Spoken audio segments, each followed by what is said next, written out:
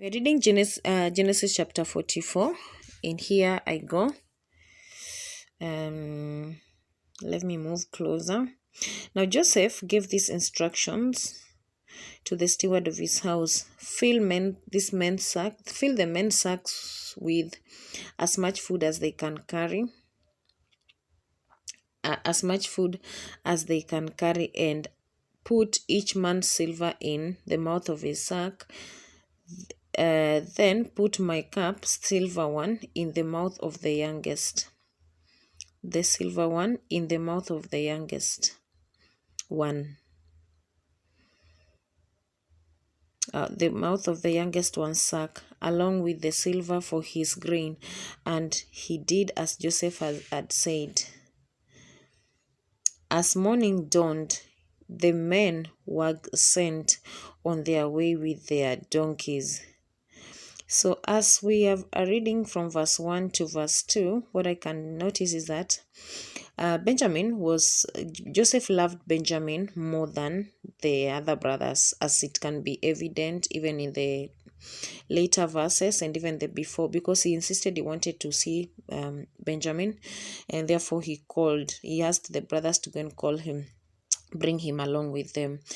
So, but you see the way he was using to identify him was by putting his silver cup in the mouth of his sack, which would have made him even being arrested.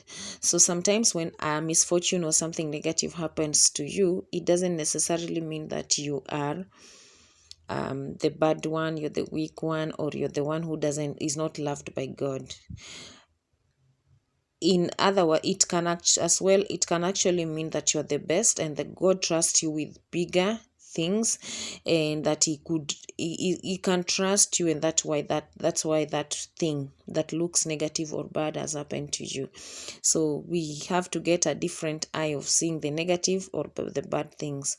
So let me continue to verse 3.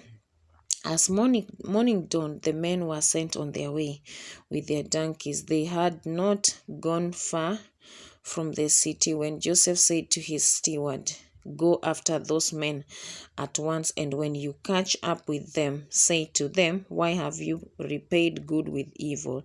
Isn't this the cup my master drinks from and also uses for divinations? This is a wicked thing you have done.'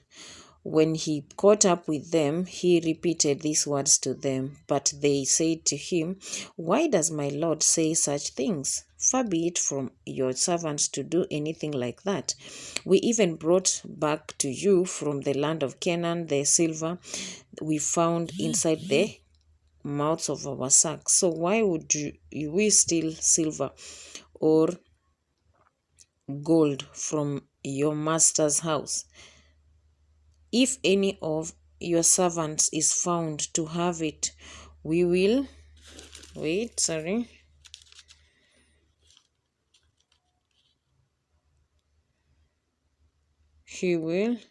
any of your servants is found to hold it, he will, and the rest of us will become my master's slaves. Very well then, he said, let it be as you say. Whoever is found to have it will become my slave. The rest of you will be free from blame." Each of them quickly lowered his sack to the ground and opened it.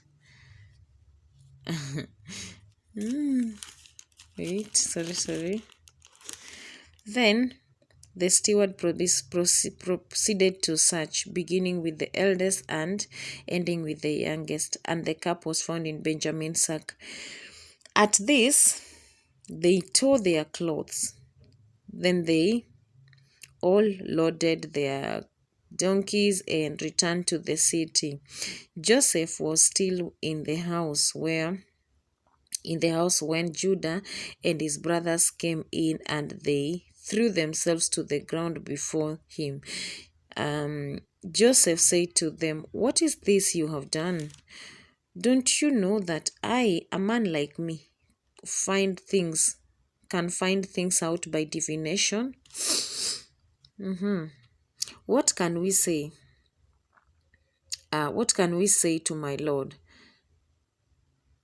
Judah replied, "What can we say?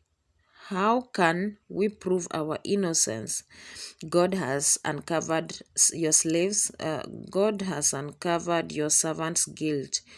We are now my Lord's slaves, we ourselves and the one who was found to have the cup." But Joseph said, "Far be it from me to do such a thing. Only the man who was found to have the cup will become my slave. The rest of you go back to your father in peace." Then Judah went up to him and said, "Please, my lord, let your servant speak a word to my lord. Do not be angry with your servant.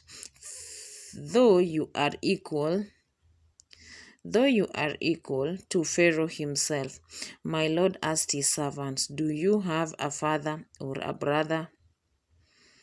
And we asked, "We have an aged father, and there is a young son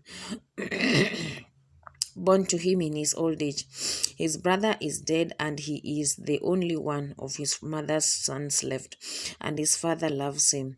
Then you said to your servants, 'Bring him down to me so I can see him for myself.' And we said to my lord, 'The boy cannot leave his father. If he leaves him, his father will die.' But you told your servants, 'Unless your youngest brother comes down with you, you will not see my face again.'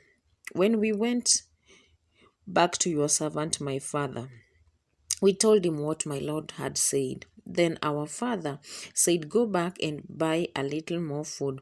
But we said, 'We cannot go down. Only if our youngest brother is with us will we go. We cannot see the man's face unless our youngest brother is with us.' Your servant, my father, said to us, 'You know that my wife bore me 2 sons. One of them went away from me, and I said, he has surely been torn to pieces, and I have not seen him since.'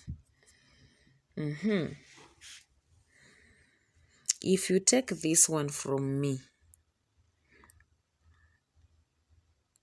too, and harm comes to him, you will bring my gray-haired head to the grave in misery. So now, if the boy is not with us, when I go back to your servant my father, and if my father, whose life is closely bound up with the boy's life, sees that the boy isn't there, he will die. Your servants will bring the gray head of our father down to the grave in sorrow." Your servant guaranteed the boy's safety to my father. I said, "If I do not bring him back to you, I will bear the blame before you, my father, all my life. Now then, please let your servant remain here as my lord's slave in place of the boy, and let the boy return with his brothers. How can I go back to my father if the boy is not with me? No, do not let me see the misery that would come upon my father." Oh, so that is chapter 44.